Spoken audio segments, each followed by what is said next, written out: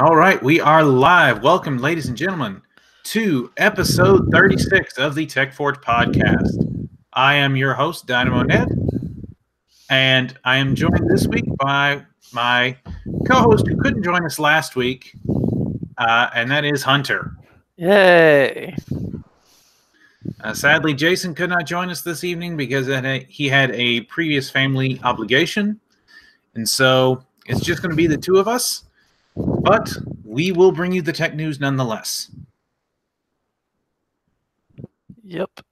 And so this week we have some interesting topics. Of course, two big things have dominated the tech news this week, and that has been Google's Stadia announcement. We'll be talking about that in a bit. NVIDIA's announcements at GTC 2019.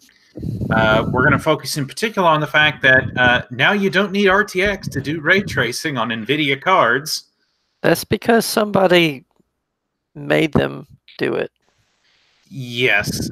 We'll also talk about why that is, in particular the Crytek demo that showed that RTX is basically unnecessary. That was hilarious.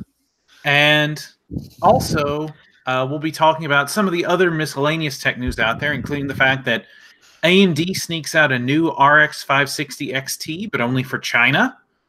Intel detailed the architecture of their upcoming Gen 11 graphics. And some early looks at the Linux support list in the upcoming 5.0 kernel features 10-core Comet Lake processors from Intel. So all kinds of interesting things abound. But to get us started this week, we're going to be looking at Tom's hardware. As you know, Ryzen 3000 is supposedly the next big thing that's going to launch from AMD. And it would seem, based on some of the support and some of the BIOS changes that are going out, that motherboard vendors are prepping for Ryzen 3000 already, even though all indications are that it's not going to come out until the summer. Yep. That's only in a couple months, though. So they definitely need to take this time to prep.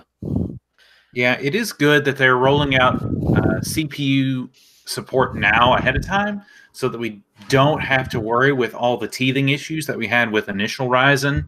Yeah. We had significantly less so with Ryzen 2000, but there were a few. So getting those BIOS updates out now is definitely the smart play. Oh, yeah, definitely.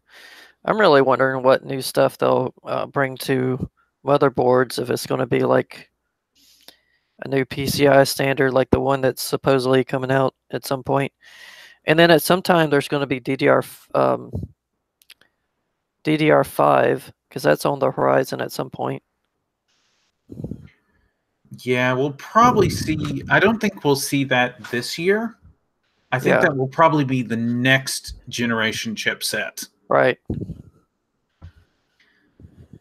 But Tom's Hardware got their information on this from Tech PowerUp. And according to Tech PowerUp sources, the AMD Generic Encapsulated Software Architecture Microcode, or AGESA, as it's most of the time called, in version 0.0.7.x is the one that is supposedly showing support for Zen 2 processors. And the latest BIOS from MSI on BioStar contained AGESA microcode 0.0.7.2, whereas the most recently pushed ASUS BIOS includes the older 0.0.7.0 microcode. And so what that means is that we will start to see these BIOS pushes in the near future for your X370, X470, B350, B450 motherboards to support the upcoming Ryzen 3000 CPUs. There's some debate about when they're going to be announcing the Ryzen 3000 CPUs. Speculation has ranged from May 1st, since that would be the 50th anniversary of AMD's founding as a company. Others point to May the 28th, due to that being right in the middle of Computex. And still others think it will be later on toward the beginning of June. Regardless, I think we can all agree Ryzen 3000 just around the corner, and I'm glad to finally start seeing some evidence for that. I'm holding to. I kind of agree with the 7/7 rumored release date of July 7th because of Radeon 7, but it's Vega slash, and I know that pertains to Vega, but they're last time I read something, they're trying to get their CPUs and they're trying to get Navi and Ryzen 3000 out at the same time. So I'm hoping that it'll be July 7th and not pushed back. I did read somewhere that Navi unfortunately got delayed again, but I don't know if that's the current rumor mill and sources from inside, particularly from motherboard developers, are pointing toward Navi launching about a month after Ryzen 3000. Okay. The only thing is, I was all for the 7/7 date until I realized July 7th is a Sunday, and it'd be really weird for AMD to launch something on a Sunday. Yeah, I didn't catch that. Yeah, they really couldn't do that. It would be exceedingly odd for them to do so. That would be requiring everybody to show, or if they had a conference, I guess technically if they had a convention kind of conference, Sunday is one of the days that they would do that. I mean, it's a possibility. But that I've only seen those kind of go on like Tuesday or Thursday or Wednesday, I guess. Mainly Tuesday. So that would be weird. Yeah, it would definitely be weird to launch on a Sunday. Speaking of launching, it's been long known that Intel has been having lots of issues with their CPU supply, with shortage after shortage after shortage.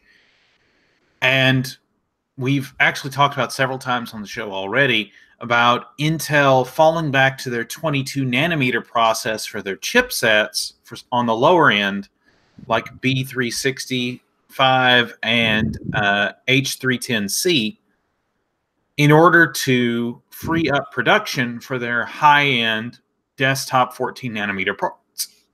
Excuse me. Well, apparently 14 nanometer plus is going to get an additional round in Comet Lake. So Comet Lake, it was recently confirmed. This is from WCCF Tech, but their source is the most recent version of the Linux kernel, that Comet Lake is going to feature up to 10 cores and will also have 8-core and 6-core variants. Ow. And so remember, Comet Lake is another 14 nanometer part. Yeah. So the fact that they're going to try to squeeze 10 cores on a mainstream die at 14 nanometers, when we already know the 9900K is 8 cores, 16 threads, and is an extremely hot CPU. Oh, yeah. I mean, either Intel is desperate or they are just stalling till they can get to 7 nanometers themselves. And these are in the article, it says these are like up to 10 cores with up to 8 cores in notebooks. Oh my, the thermals of an 8-core 16-thread in a notebook. Yeah, the 8750H is the current high-end part, and it is a 6-core 12-thread part that at 45 watts. Yeah. So I don't know where they think they're going to get the additional efficiency from, but they need to be using Cryonaut or liquid metal, I mean.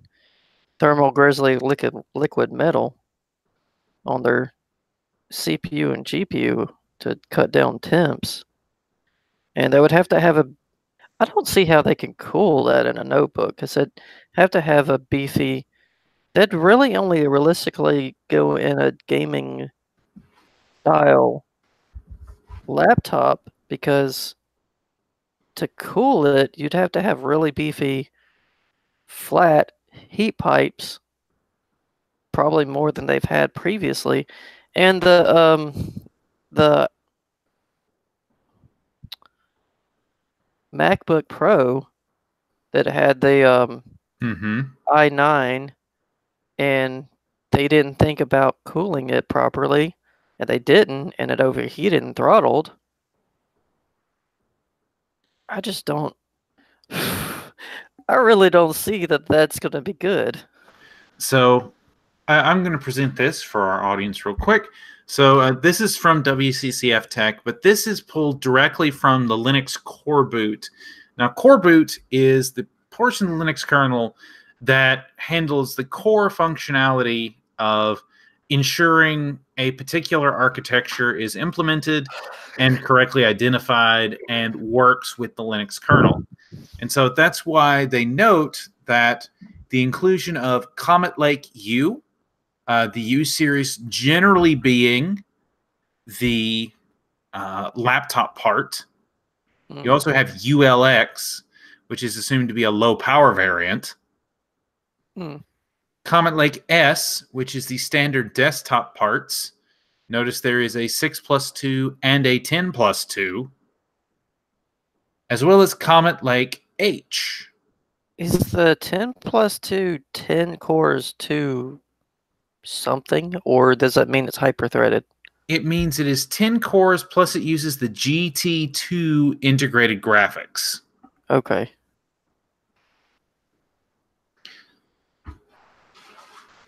And so from that, we can basically deduce on the desktop with the Comet Lake S and Comet Lake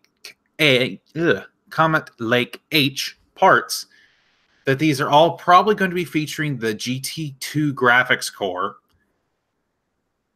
and that they're going to be launching at the H models are thought to likely be non-hyper-threaded parts, whereas the S parts are generally the hyper-threaded parts. But again, that's not been made entirely clear. So, and then there's Whiskey Lake W. Yeah, Whiskey Lake, remember, is a laptop part, in particular designed for the low end. Yeah, 2 cores and 2 graphics compute units, I guess.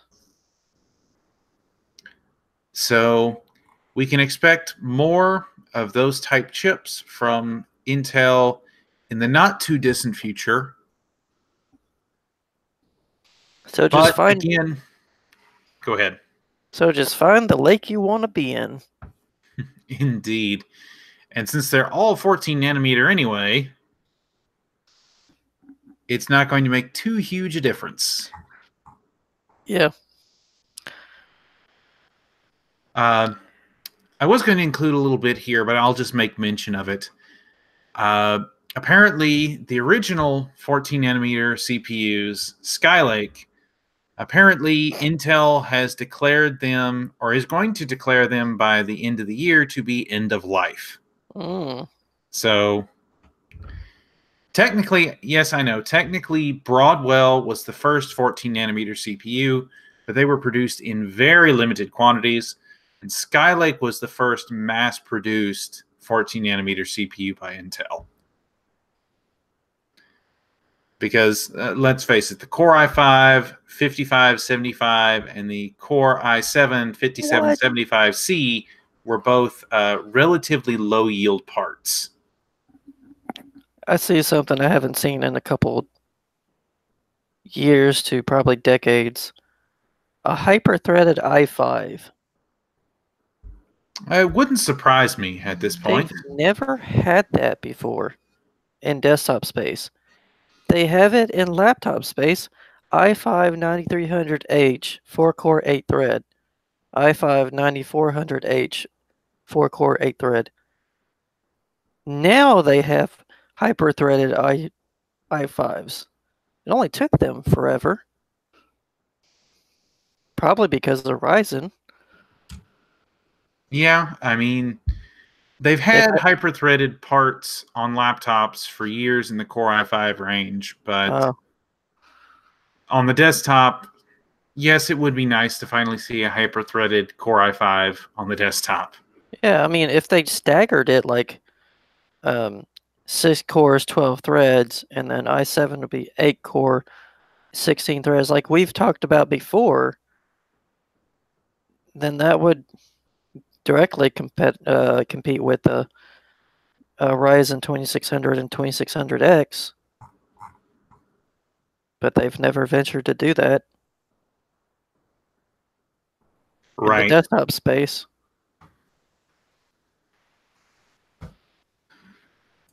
Well, speaking of new stuff from Intel, they also discussed their new Gen 11 GPU. In particular, there was a leak by courtesy of prominent leaker Toom Apisak over on Twitter. And apparently, Intel's Gen 11 GPU will mark the first time an integrated GPU hits the 1 teraflop mark. To put that in perspective, the Xbox One, the original Xbox One, not the S or the X, the original Xbox One was designed with 1.3 teraflops of power total. And the first discrete GPU to hit the 1 teraflop mark was the Radeon HD 4870.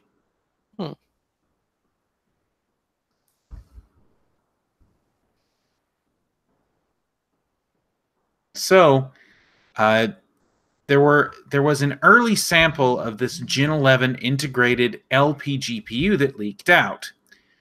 And it basically represents, if this leak is in fact legit, it represents a 100% performance gain over the current UHD 620 graphics, which is amazing in and of itself. Because that would put it on par with NVIDIA's MX130 discrete GPU for laptops. Yeah. The MX150, by the way, the MX150 and 130 are both derived off the same die that is used to make the GT 1030 in the desktop space. So we're not quite approaching desktop discrete graphics in a processor just yet. But the other key thing about this particular leak from Ashes of the Singularity benchmarks is that it is faster than AMD's Vega 10 graphics. Oh, wow.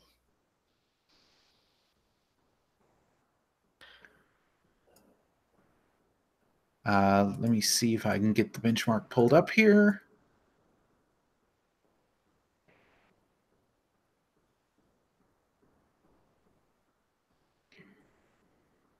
Yeah. The original article, I'll go ahead and show both of these. So this original image is here from WCCF Tech. Notice Intel UHD graphics, Gen 11 LP, and a release internal. Notice the particular CPU this is on has 4 cores, 8 threads, and has 8 gigs of memory allocated to it. At 1080p, it scored 15.1 FPS on 1080p low, 20.4 FPS on normal, 15.7 on medium, and 11.6 on heavy. And so this one's from Tom's Hardware, but this compares some of the performance between some typical low-end GPUs, in particular some integrated and low-end discrete GPUs. Notice here we have UHD Graphics 620 which averages 9.9 FPS. The UHD graphics 630, which is on the Core i7-8700, is 11.9 FPS. Vega 10, which is on the Ryzen 7 2700U, remember that's a laptop part, does 14.9 FPS. This new Gen 11 graphics beats it at 15.1. The GeForce MX 130 does roughly 22.6. MX 150 does 25.6. And Vega 11 in the Ryzen 5 2400G does 29.3 in this same benchmark. So basically what that means is we're looking at a laptop grade integrated GPU that is capable of holding its own with low-end discrete laptop GPUs. Now, yes, it's roughly half the performance of, say, the Vega 11 and a Ryzen 5 2400G, but that's not really a fair comparison. You're comparing a desktop integrated solution to a laptop one. A chip that's capable, that has a 65-watt TDP, to one that's designed generally for about 15 to 25 watts.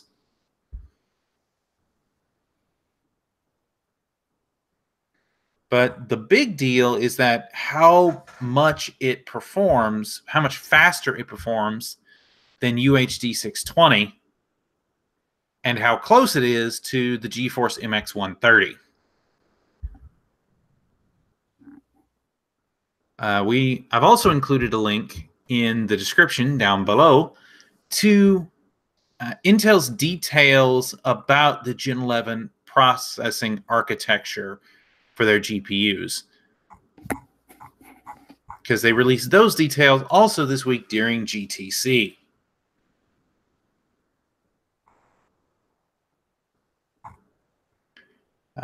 Anything you'd like to add, Hunter?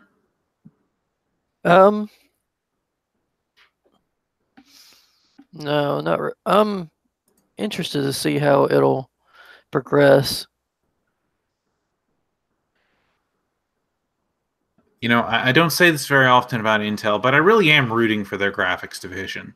If they can introduce a third competitor to the market that is sustainable, then it can only be good for the market. Yeah. Oh, yeah. Because let's face it, right now, NVIDIA is absolutely dominating the discrete graphics market. Yep.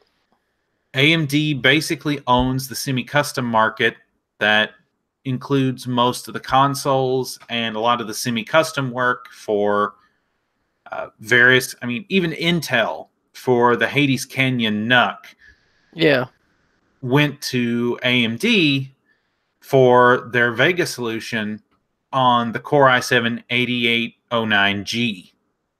I really want to see Intel beat NVIDIA with a discrete actual add-in card. That would be interesting. And Intel is one of the few companies that has the R&D budget to do it.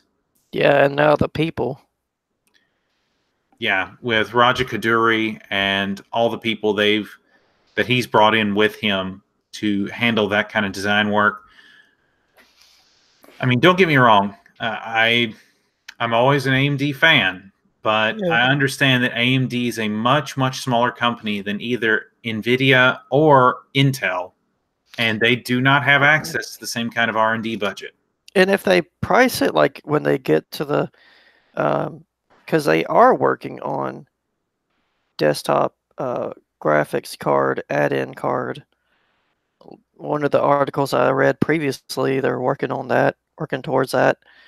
When they get to that point, and if it's priced right, which is anything priced better than NVIDIA cards, and just as powerful, that would be pretty awesome.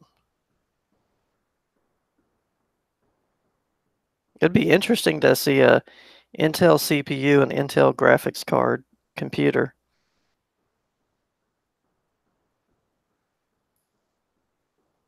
Indeed, it would.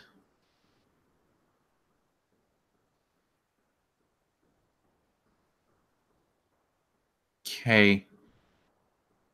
All right, we have another leak here. This one for NVIDIA is for the GTX 1650. Now, this particular leak comes from the Final Fantasy 15 benchmark scoreboard. And there's been talk of a GTX 1650 for quite some time, especially with the releases of the 1660 Ti and the 1660. So we expect a 1650 to arrive shortly. Some rumors point toward the end of March. Others have pointed toward April the 30th. Regardless, I think we will see a 1650 in the near future. Yeah, that's what I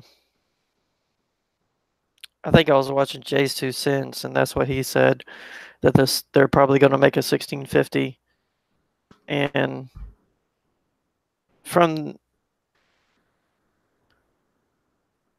it just really depends on the performance level that it's going to produce. And that's one of the slightly worrying things from this particular benchmark. Of course, Gamers Nexus a while back did a very good video discussing on all the flaws in the Final Fantasy 15 benchmark and how it does not do some appropriate object culling and other techniques that would greatly improve performance in said benchmark for all cards everywhere. But that said, the GTX 1650, according to the benchmark database from Final Fantasy 15, shows performance between a GTX 1050 and a 1050 Ti.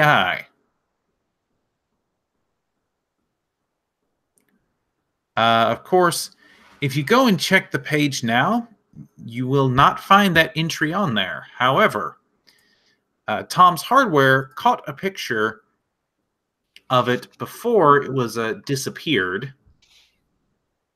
So I will show that now. This is the picture they caught, and you'll notice you have the GTX 1050 Ti here at 3,585, the 1650 at 3,553, and the 1050 down here at 3,127. I'm really surprised that the 960 is slightly better than the 1050 Ti, when the 1050 Ti is supposed to have been faster than. Well, in theory, yes. Yeah. But it's, of course, if you go and check the page now, which this is the benchmarked page right now. If you go up to the top here, you have 2080 Ti. If we scroll down to, here's the 1050 Ti from before. But if we go down to, let's see, 1080p,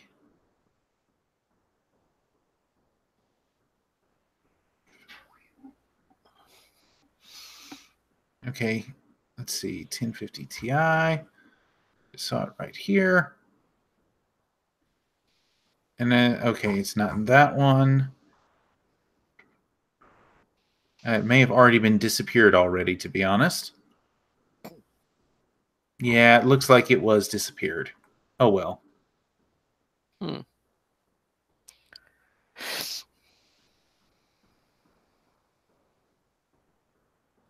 Yeah. Oh, well. So that was temporarily in the database. But we were honestly expecting a little bit more from this particular GPU. So we'll just have to see. Yep.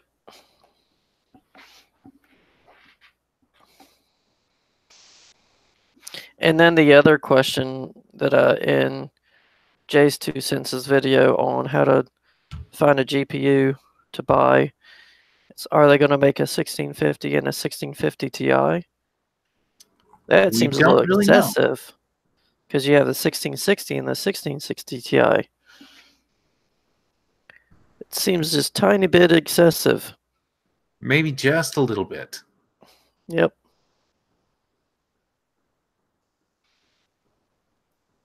Okay. And speaking of leaks, well, this isn't really a leak. This was more a release from AMD, but only for the Chinese market. And that is the AMD Radeon RX 560 XT. Now, the 560 XT is an interesting card in that it slots in between the RX 560 and the RX 570. If this were an NVIDIA card, it would be the 560 Ti, basically. Mm. But this card is only coming to the Chinese market. And in comparison to the 560, it contains more stream processors. It has a higher base frequency. Basically, what it works out to be is an RX 570 with one more streaming multiprocessor disabled, and another. So the RX 570, if I remember right, has 2048 stream processors, whereas the RX 560 XT has 1792.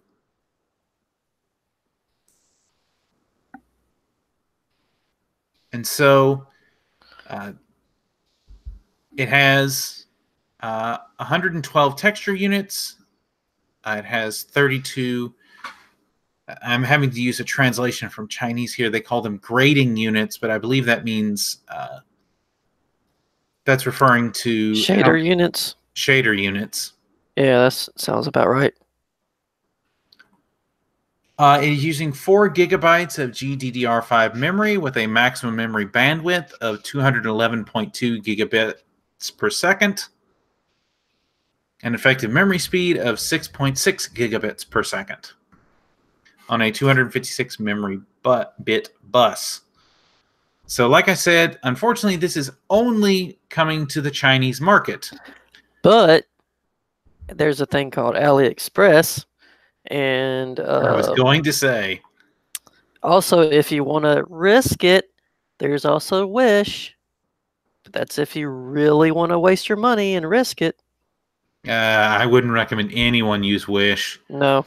But AliExpress is generally fairly straightforward. Just Yeah. you're going to be waiting a month plus to receive whatever you order. Yeah, there's been some YouTubers who've bought, and including I think Linus Tech Tips, who bought graphics cards from AliExpress and found out that they are actually legit cards. They're just unusual because they were cards originally designed purely for the Chinese market. Yeah. That are a little bit different from anything we could get here in the States. Yeah. AMD claims, and these are AMD's numbers, so of course take them with a grain of salt, but I'll show them to everybody here. These are AMD's numbers about the RX 560 XT. Okay, I know you use cookies. So the red bars here represents the RX 560 XT compared to the RX 560 in dark gray and the RX 570 in light gray. And so a few of these are games that are generally only found in the Chinese market. Jedi Survival, Fortress Knight in this case is Fortnite. Watching Pioneer. I'm not sure what game that is supposed to be honest. But Far Cry 5, Monster Hunter World, Battlefield 5, those are some interesting numbers. Yeah, they are. That at 1080p, they're putting out numbers in and around 60 FPS in 3 AAA titles is pretty nice. Mm-hmm. So And they're claiming 68 FPS in Fortress Knight or Fortnite. So, an interesting card, but sadly one that, unless you want to import it, you're probably not going to get here in the US.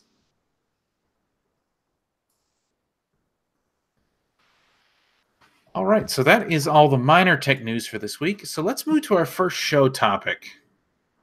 And that is, well, RTX is sort of off.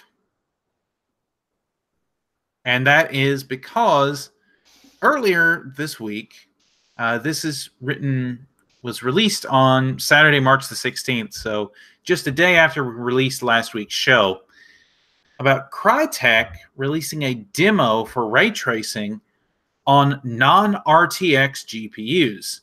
In particular, not even an NVIDIA GPU. They were using an RX Vega 56. So Crytek was showed their demo in CryEngine 5 called Neon Noir, featuring real-time ray-traced reflections on an RX Vega 56. And these were all done at 4K.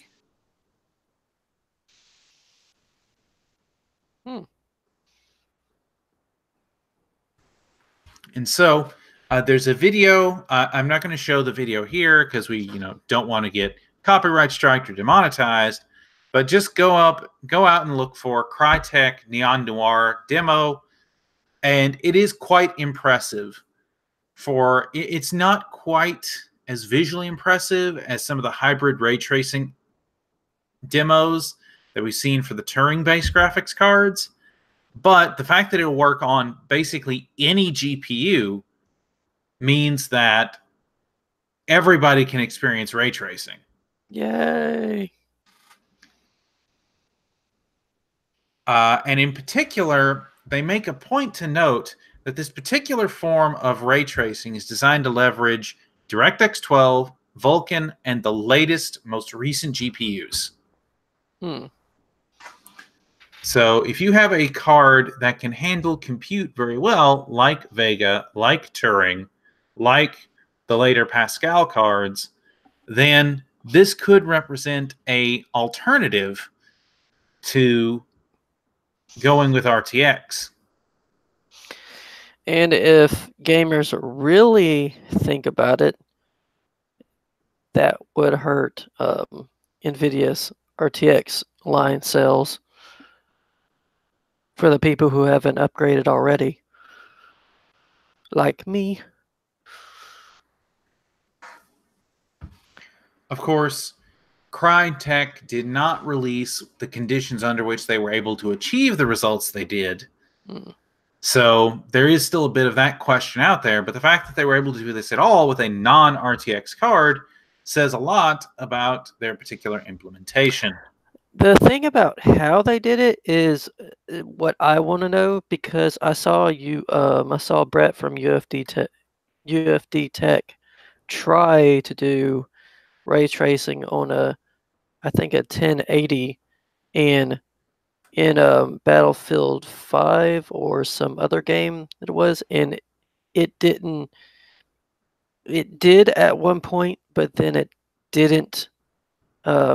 I believe it was Battlefield 5 because that's the one that NVIDIA's only gotten ray tracing working on. It didn't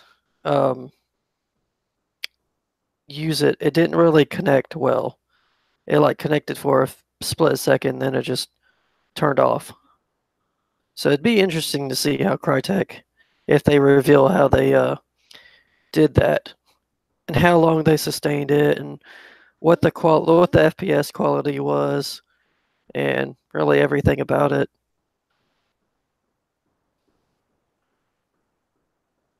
So Crytek did say that this was going to be part of a new total illumination toolkit that they're including as an add-on for CryEngine 5.5.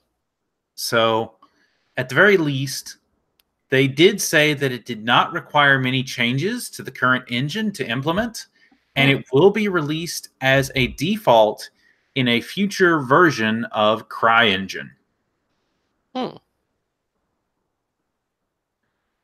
It does not require any special APIs and is optimized for Vulkan and DirectX 12, according to their statement.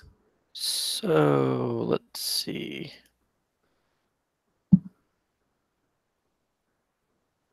And they've done games like the Crisis series,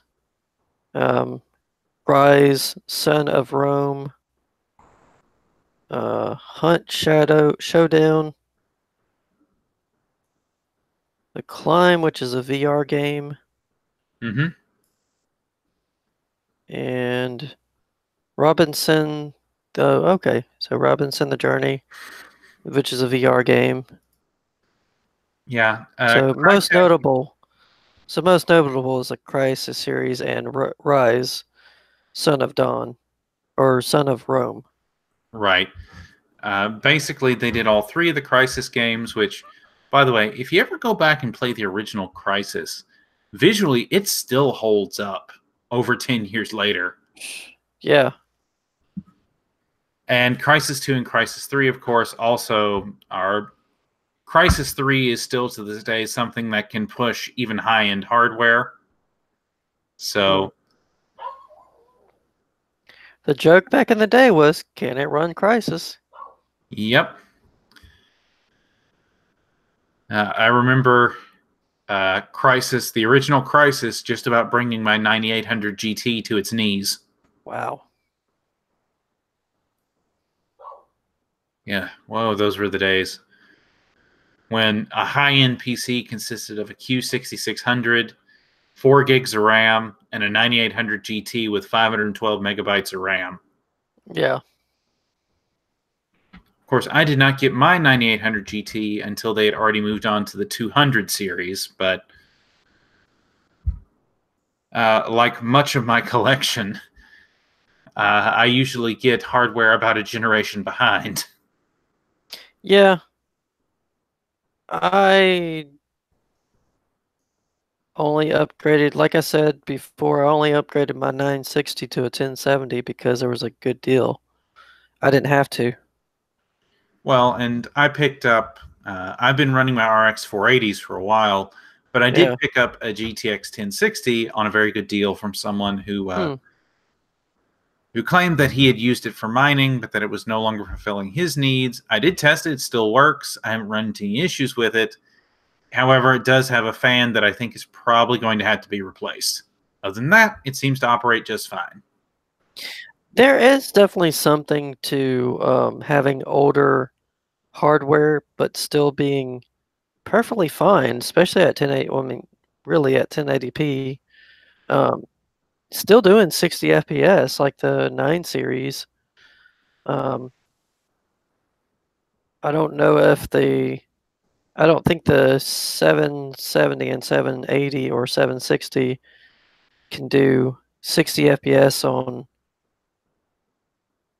medium, maybe high, probably just medium. I can tell you, as an owner of a GTX 772 gig, it performs roughly on par with a GTX 1050 Ti. Okay. It's not bad. It consumes significantly more power. Yeah, yeah. But in the older PC I have it in, it was a pretty high-end part when I got it, which that's probably going to be the one that gets replaced by my 1060. Mm-hmm. But it's an otherwise solid, still a solid part. It's just consuming 230 watts of power to achieve GTX 1050 Ti levels that can be achieved for 75 watts is perhaps a little silly.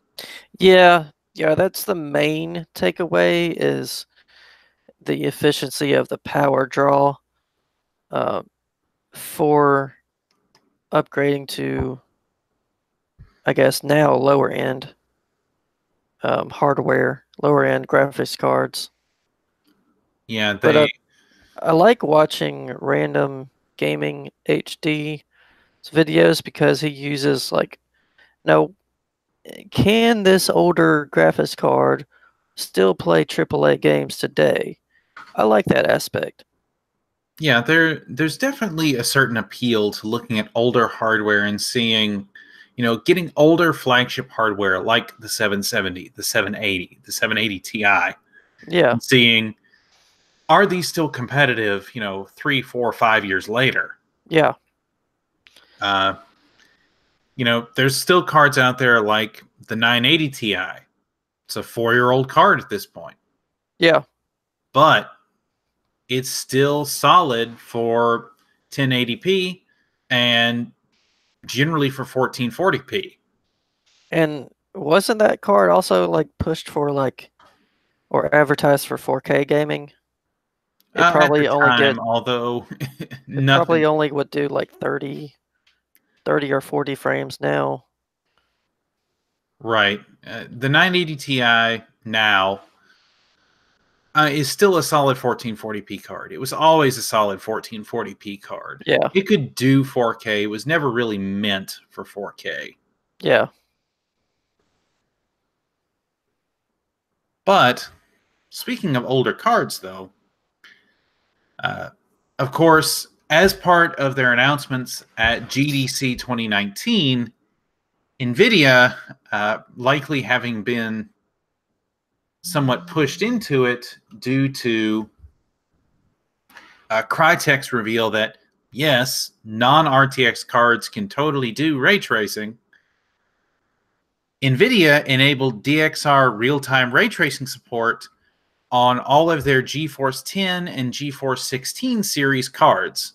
So now everything from the GTX 1066 gig up, that includes the 1070, 1070 Ti, 1080, 1080 Ti, Titan X and Titan XP, as well as the GTX 1660 and 1660 Ti, will now be capable of doing basic ray tracing effects.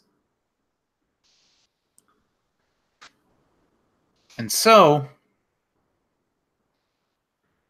obviously, NVIDIA claims that these cards will be able to do basic ray tracing effects with a relatively low ray count, but that you still need to have an RTX card in order to do the complex ray tracing effects and to do multiple ray tracing effects with a high ray count.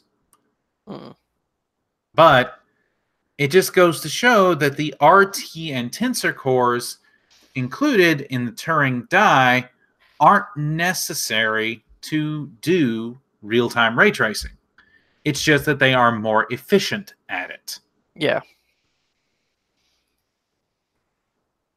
And maybe this is a bit of a strong take on my part, but I honestly think this is NVIDIA realizing that trying to bank all of their ray tracing efforts on RTX is not going to be a winning strategy for them. yeah, They know that in order for developers to consider ray tracing as a viable means for developing their future games, there has to be a solid install base of people who can actually use those effects.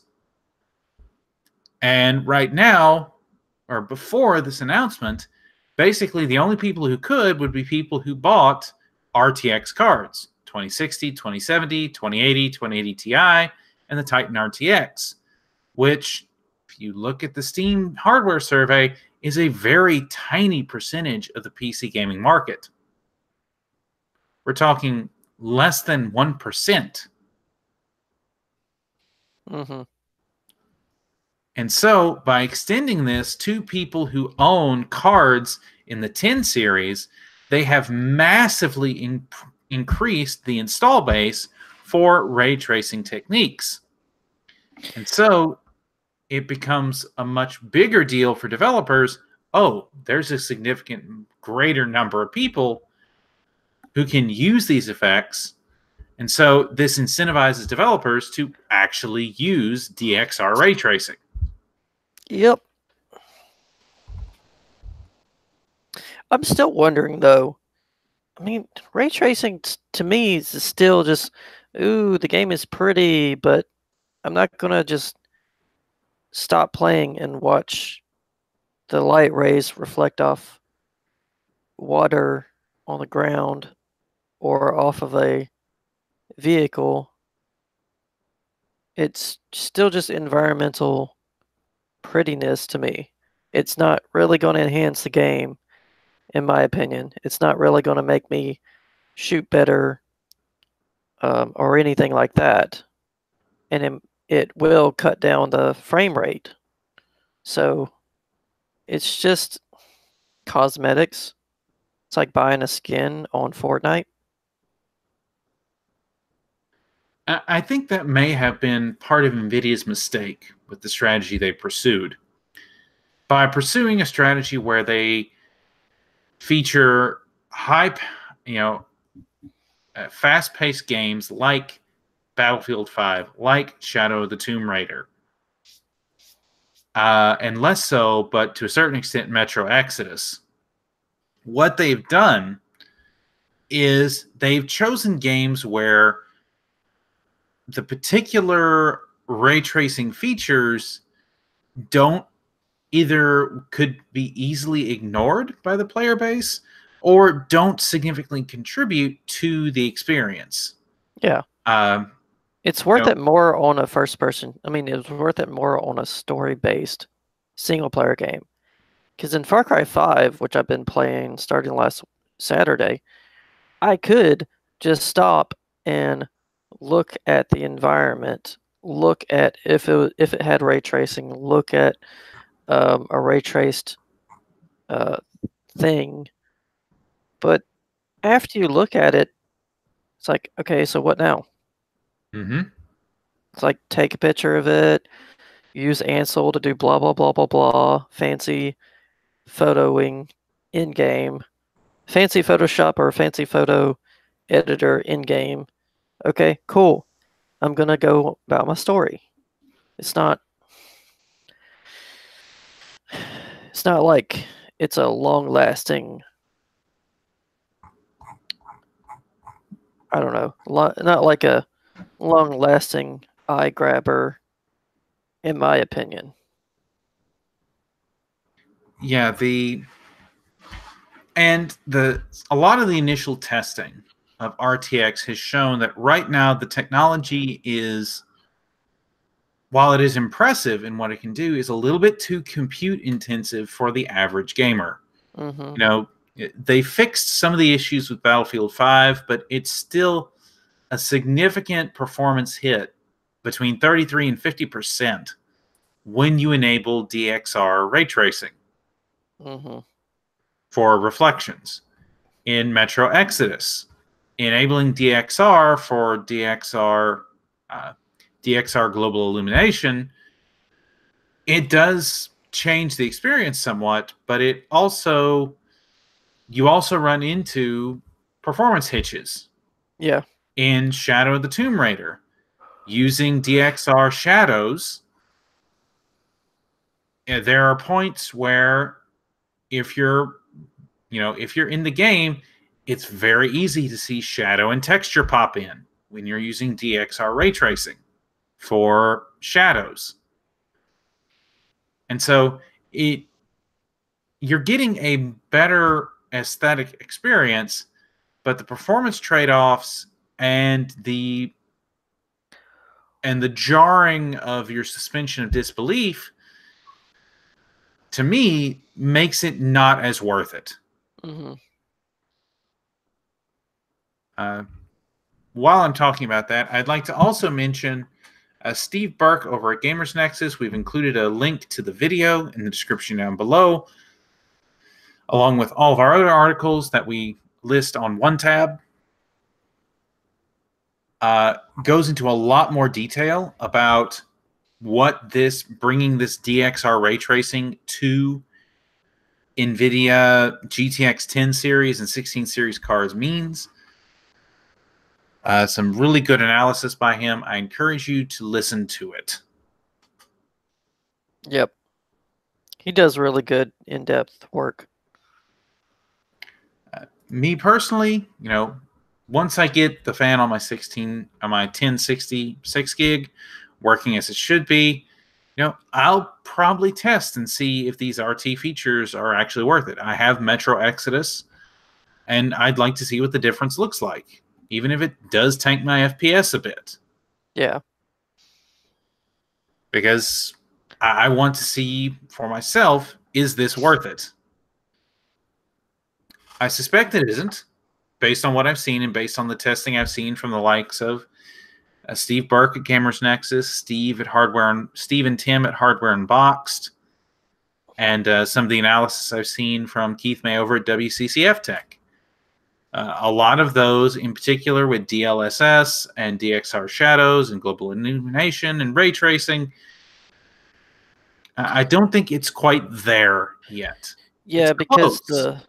the DLSS on, I think it was Battlefield 5, Bitwit, Jay's 2 cents, I think Gamers Nexus, and a few others said that there was a hazy film over whatever they were looking at, and it wasn't really tuned correctly.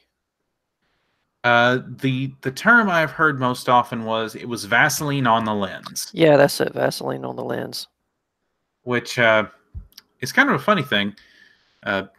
Unusual bit of trivia.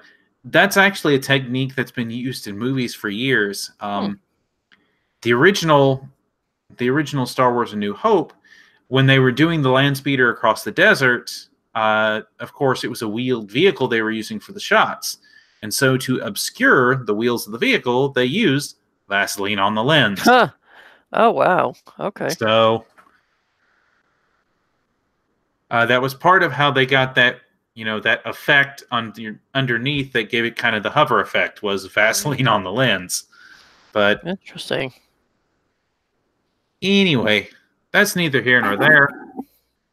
So, if you're interested in DXR ray tracing and you have a GTX 10 series card, you can now try it out for yourself, at least in a basic form, and decide if ray tracing really is for you and if your life really is better if it is or is not ray traced.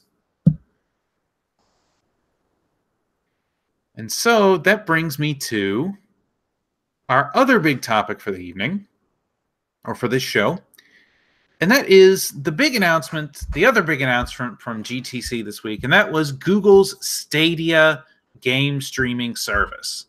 Now, this isn't normally something we'd cover on this channel, except that Google went into a little bit of detail about the hardware they're going to be using for their Google Stadia service. In particular, they talked about the hardware for their servers on this service was going to be more powerful than the Xbox One X and PS4 Pro combined. Now, I feel obligated to point out that this is referring specifically to their servers on the back end, not necessarily the console or whatever you're going to be using, the controller with your Chrome tab or what have you, on your end. Yeah, a little misleading title, as me and Ned talked about beforehand. Like he said, the server hardware is the high-end thing, not your computer. But that is really interesting because you can use it on if you have good enough, fast enough, stable enough internet, which is the biggest key. Is you can play it on anything, even something that can't run games, like an old laptop. Indeed. Now, the other interesting thing about the service is Google is claiming they're going to be running it on Linux. In particular, they chose to do so because they want to optimize for the Vulkan API, for their graphics API of choice, which is very interesting to me. Phoronix has a little bit more about this. In particular, they mentioned that they were going to be using a variant of Linux. They didn't say which distro they were using. If I had to guess, though, they're probably going to be using something Debian-based. And like I said, they're going to use Vulkan for the graphics API of choice, which right now is capable up to 4K at 60 FPS, with the plans to extend to 8K at 120 FPS in, quote, the future, with no timeline specified. Hmm. They also revealed, and TechSpot goes into a bit more detail about this, that each server is going to contain, quote, a custom x86 AMD processor running at 2.7 gigahertz, 16 gigabytes of RAM, and a custom AMD GPU that boasts 10.7 teraflops of performance.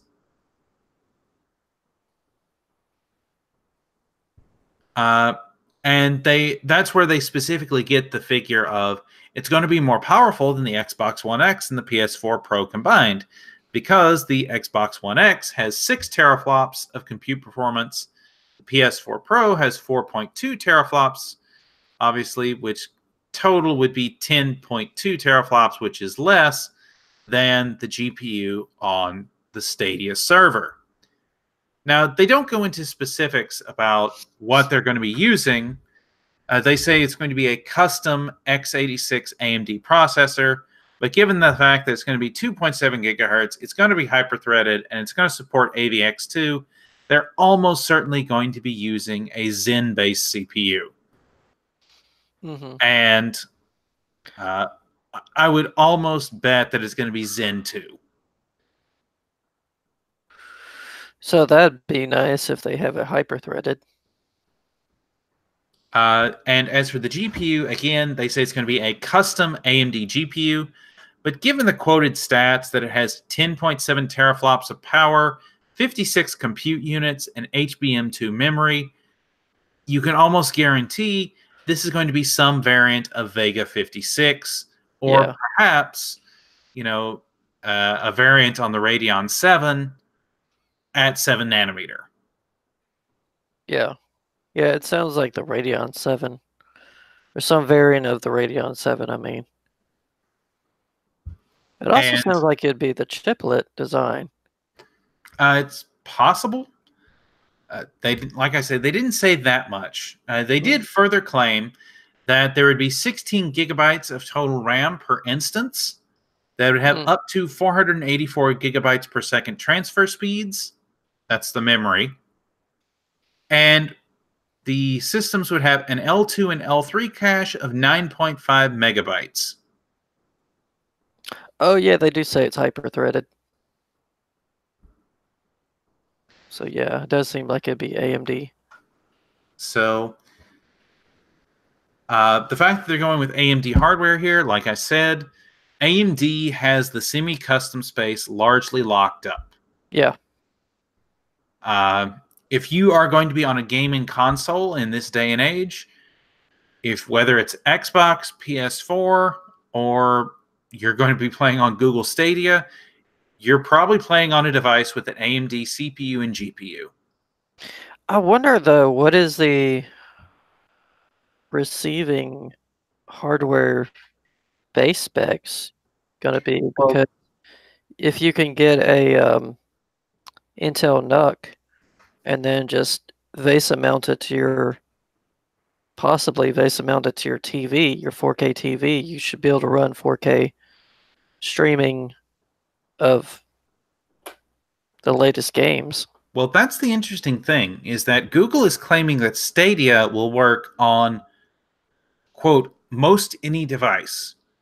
They say everything from smart TVs to a Chrome tab in your browser to your Chromecast to your phone.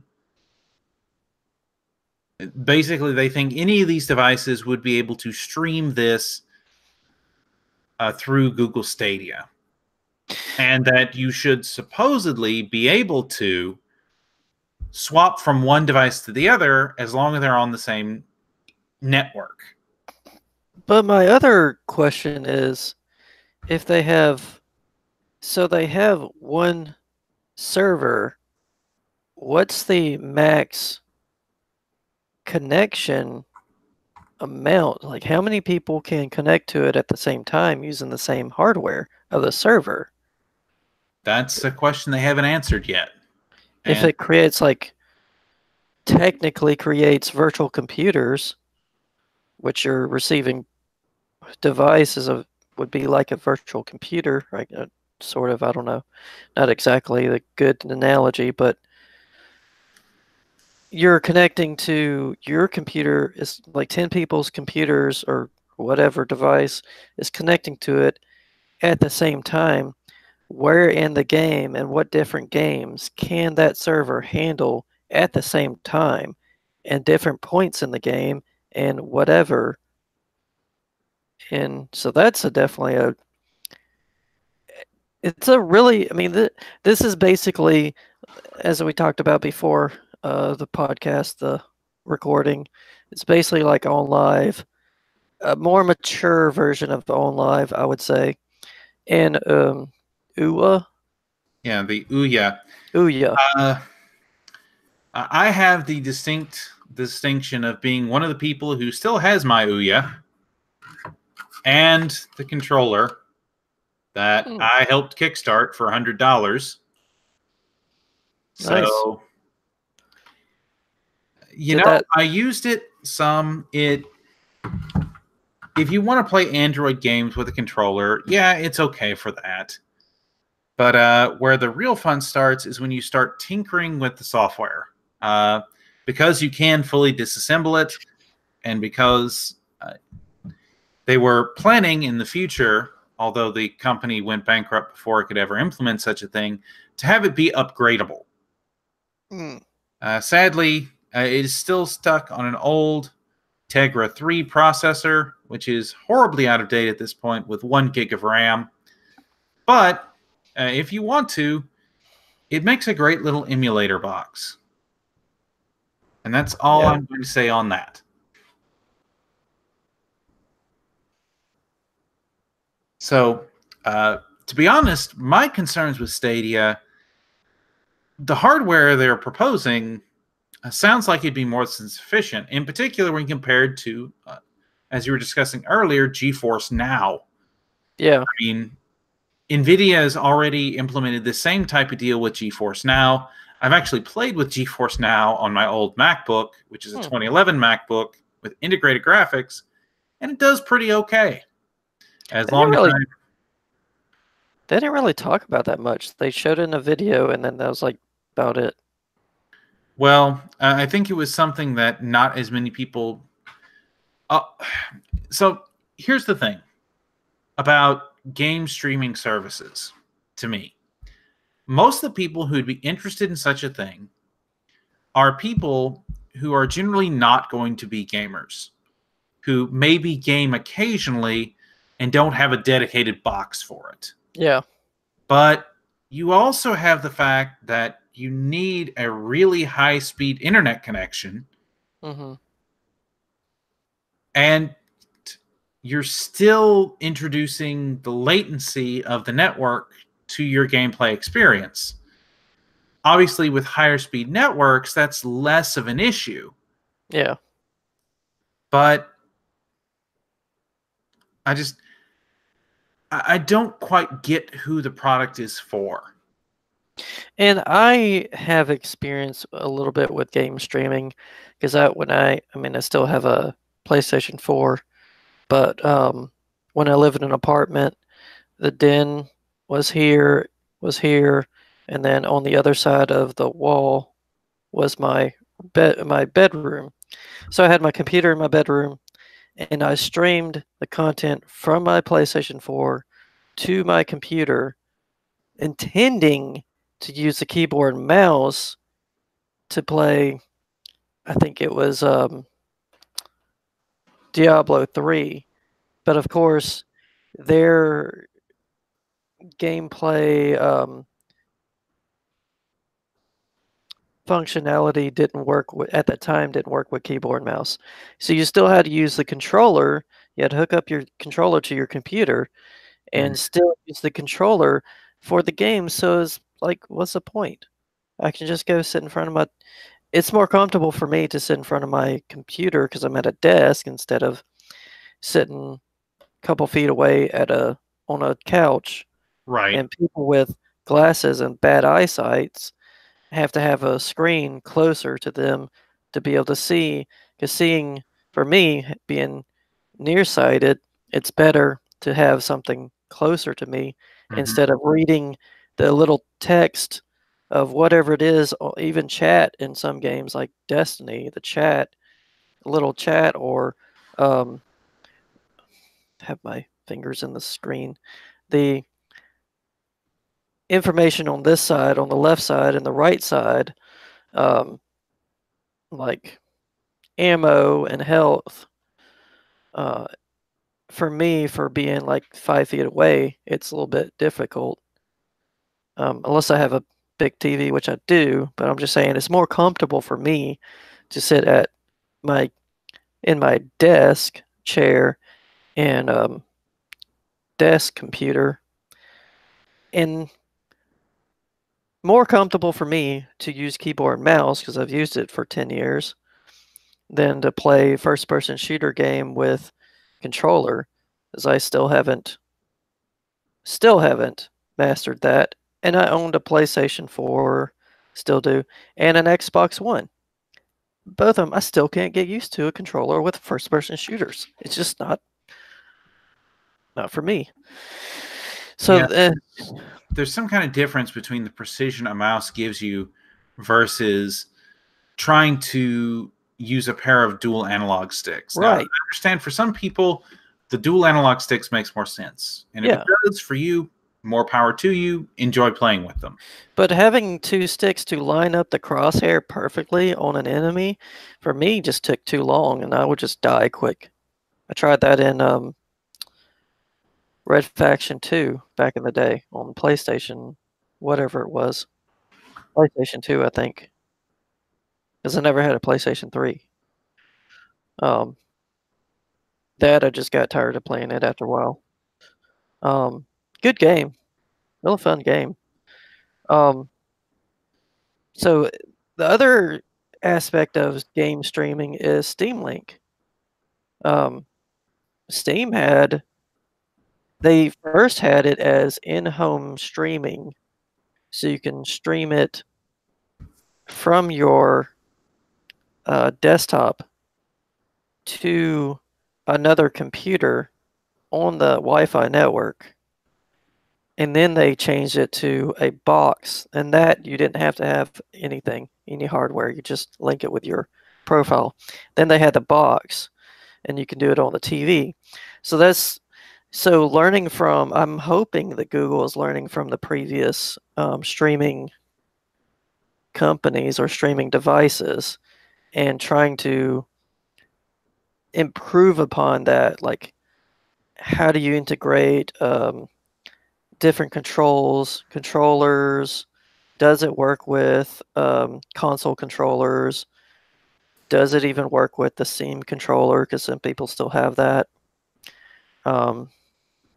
So later on, that'll be pretty interesting. But again, like you said, and like we've both discussed, this is really only for people who just want a quick game and also have high-speed internet, which I only think of northern states and cities have high-speed internet. So yep, it'll be interesting to see it develop, but we'll just have to see how the all the mechanics and stuff work out. Well, if you're not as interested in Google Stadia and maybe you want to build your own PC, of course, we have a section of the show every week where we feature PC hardware deals where hopefully we can help you build your PC for cheaper. And this week we have 4 nice deals that would be the core of a solid gaming PC. And the first one, share the screen here. So for our first one, we have, these are all from Newegg, the Intel 660p, M.2 280 form or 2280 form factor, 1 terabyte NVMe SSD. You'll notice the price is $114.99, and it is currently on sale. When this video goes live, There will be roughly 24 hours left remaining in the sale, so you'll need to pounce on it quick. But this is a 1 terabyte SSD, the Intel 660p. It is not the fastest NVMe drive out there, but it is capable of read and write speeds up to 1,800 megabytes per second. That is over 3 times faster than even the fastest SATA 3 drive. So even though it is slow by NVMe standards, if you're looking for a cheap boot drive or perhaps even a speedy storage drive in the 1 terabyte range, you really can't go wrong with this one. Yeah, I would buy that for a games drive. And in particular, you can use a promo code. And that promo code, which I'm going to copy here, show over here, EMCTWVU23 will save you an additional $12 on this particular drive and brings the price down to $102.99.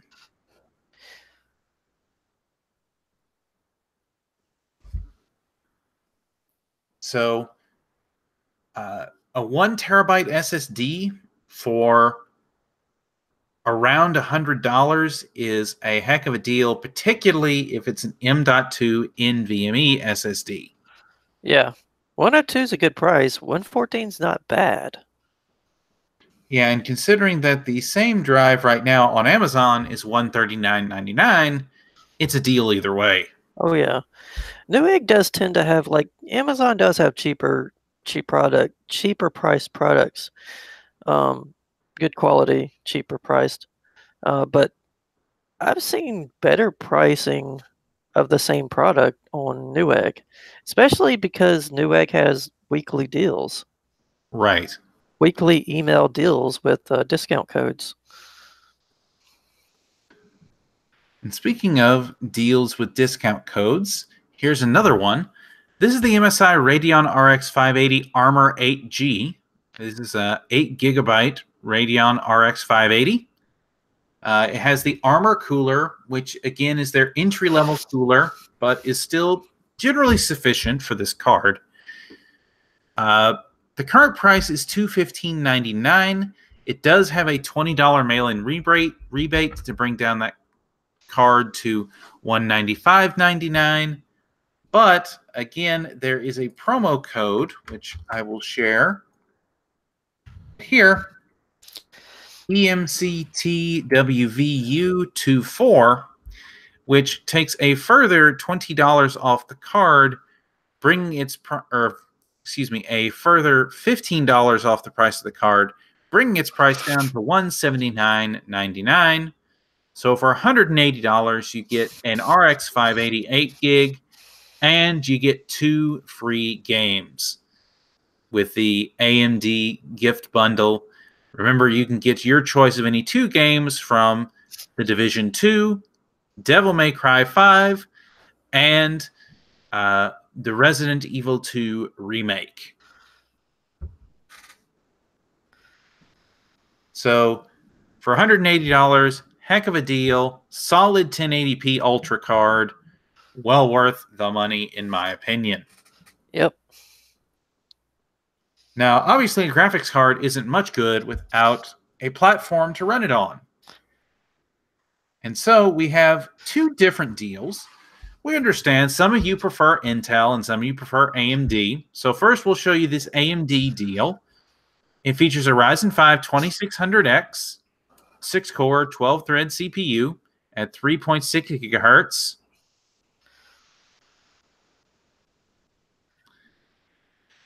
It also comes bundled with a Gigabyte B450M DS3H motherboard.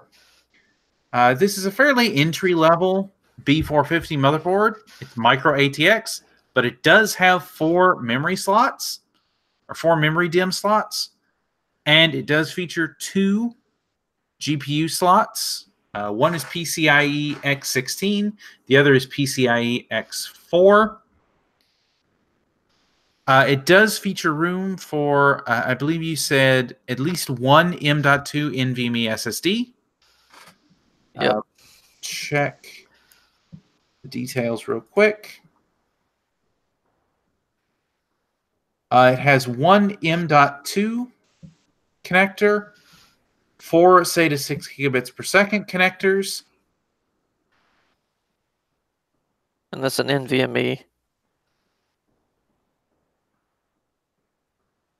So Nope, supports only. that is the one limitation here. Yeah.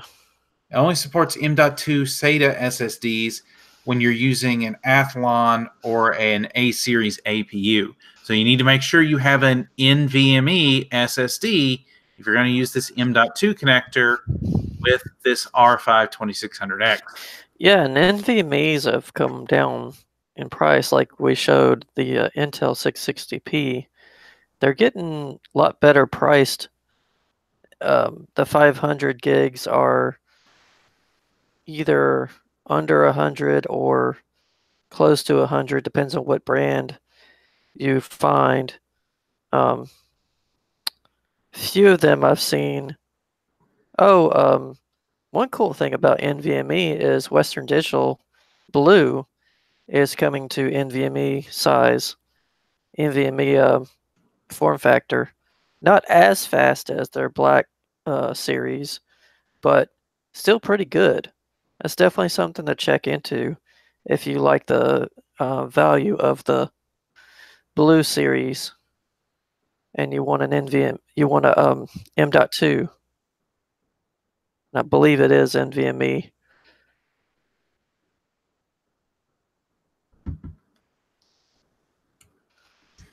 So, Yeah, NVMe. So if you prefer an Intel platform on which to build your system, we do have the Intel Core i5-9400F. We featured a very similar deal last week, but this one features the ASRock B365 Phantom Gaming 4. Different motherboard. This one is a slightly higher quality one. The B365 we've talked about in the past. The B365 is the B360 chipset that Intel built on, which was originally being built on the 14 nanometer process, but they moved back to the 22 nanometer process in order to save more production space for their CPUs. But it still works just as well as the B360 chipset. Notice this particular motherboard, if we take a look at it, this does have kind of the ASRock gaming styling with their Phantom Gaming branding, along with all the RGBs. So in this case, you're getting a 6-core, 6-thread processor with no internal graphics, which is just like the R5 2600X in that regard. But you're getting 6 less threads, but you are getting a higher boost clock speed of 4.1 gigahertz turbo. Yep. So if you prefer an Intel platform, this is the exact same price and is also a good, solid mid-range option. There is one thing I did want to check real quick. I'm going to say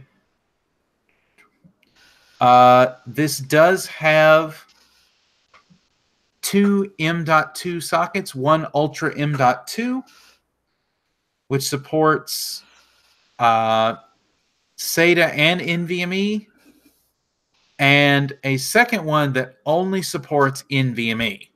Yeah. So make sure you choose the correct one. Yep. And the good thing about Intel motherboards is they don't require high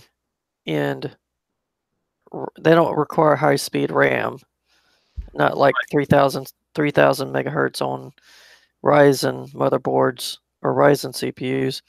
It's 2666 for that motherboard. I've seen some of the CPUs be fine with 2400 megahertz. Yeah, that is one of the advantage of the Intel boards. You can generally get away with lower end RAM for them. Yep. Uh, that said, with the prices on DDR4 3000 and 3200 starting to fall significantly, Yeah. I'd hold out for the good stuff. But Oh, that's yeah. just me. And so, sadly, that brings us to the end of our topics for the evening. So, Hunter, do you have anything you want to add? There is, if I was in a place to buy and test out hardware, there was a project that I was thinking about, but I'll talk about that later on. As far as all this news, we've already talked about everything that was interesting to me. So just looking forward to, of course, like always, looking forward to whenever Navi comes out and Ryzen 3000. I'm really looking forward to the improvements of the 3600G to see if that would be a good mini ITX restricted build. Right. CPU for build. CPU GPU APU CPU GPU combo for a not really a console killer, because I don't know if that would be performance wise consider a console killer.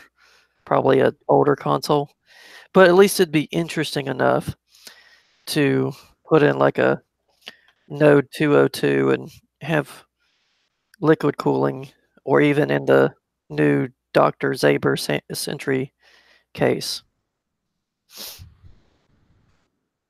Yes, I've seen some of the early reviews on that. That's definitely looking interesting, although at $250, it's a Yeah. little pricey for what I'd want in a Yes. mini ITX case, Definitely particularly when pricey. solutions like the Node 202 exist. Yeah, and the fact that you pay more for a mini ITX motherboard of either the two brands, either the two um, platforms, because you can find a $75 or an $85 or whatever micro ATX Intel, or not Intel, but AMD motherboard, but then you have to go with like a $120 or $160 mini ITX AMD motherboard. So that's the downside of mini ITX, is if you want to build a small gaming LAN party style or whatever um, computer, going with mini ITX is a little pricey. But the 3600G, I'm definitely looking forward to seeing whether I build a computer or the usual typical um, YouTubers I watch build a computer with it.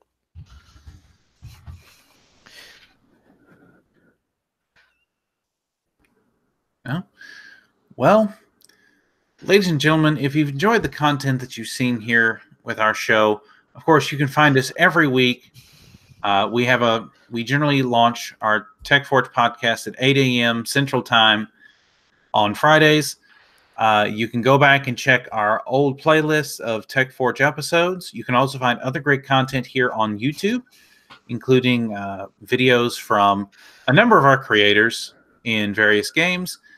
You can also find us on various social media, including Facebook, Twitter, and of course, you can always see us on Twitch 5 nights a week, Monday through Friday, at 8 p.m. Eastern, 7 p.m. Central. In the meantime, I've been Dynamo Ned. This has been TechForge, and remember, when you're down, Jesus loves you, and forge on. Yep, Forge on.